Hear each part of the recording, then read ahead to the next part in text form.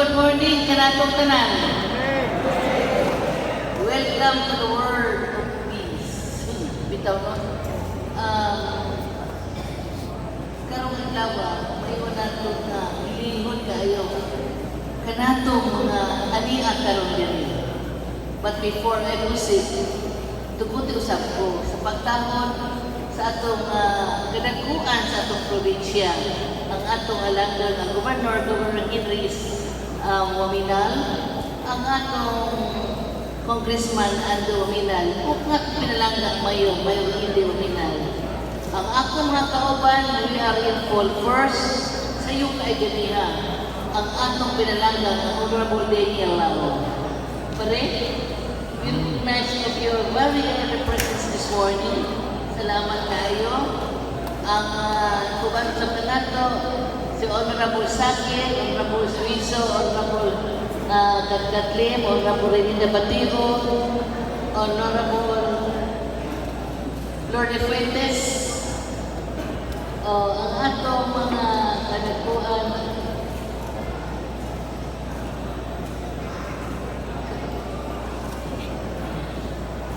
ang atong mga kadakuan sa Pelia, sir. Good morning.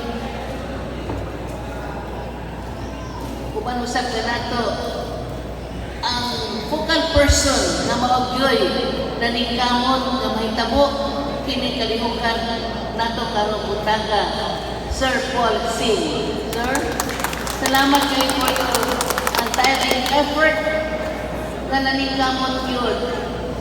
With all his extra effort na mahitabo kini karong butaga, we have to salute Sir Paul Singh.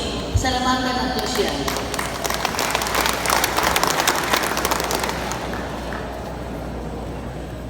Dalay mo tayo ang mga kaigsunan nato, labang lang yun. Ang mga kapitan nga diin nagdasig sa ilang mga anak silang barangay nga mo pa ila umu-admit silang kaugalingon nga doon nagiging problema. Dili mo din nato nagkalikayan sa atong katilingban, dili yun perfecto. Kami mga opisyalis nga lantaw yun, kung unsay masanag na kaugmangon sa tanan nga mga sakop sa atong katilingban. Labang lang yun, kay kasagaran yun ang maabiktuhan, nining mga problema ang mga head of the family, ang mga anak usap, na diinindot kayo o lantaw ang mga ginikanan na mahatagan at masanag na kaugmangon apan of no avail because ano na may mga problema, labang nagiging problema sa duga. But ang atong pagkamahanan is not at arinis, no? Uban sa atong mga sitayang officer, na niya uban ka nato karon, na naningkamot usap, pag-adto sa different barangay, paghatag ng seminar, uban sa Red Cross, niya sila sa nato, component, no, ang naitabo, concerted effort, ang gihimo, na gimuna sa atong pagkamahanan, ano makahatag yun, o insakto, pag-aware, no, o pagtulunan, kung unsa ang kadakong kadakot, nining makuha bisyo. So with that note, kaniya kamo karon, we would like to congratulate you. Pahalipayan kamo namo kung dili yun undang ang atong pangamahanan sa paghatag ng saktong serbisyo, no, paghuna-huna kung unsay angay niini nga ikahatag ninyo aron dili na maudangok na po sa mga dili maayong isyu. Tuyong tumong sa atong pagmamahalan, maagayon nga ang nagkahatagan ug masanag na kaugmaon. Labang na yun kamo mga batanon.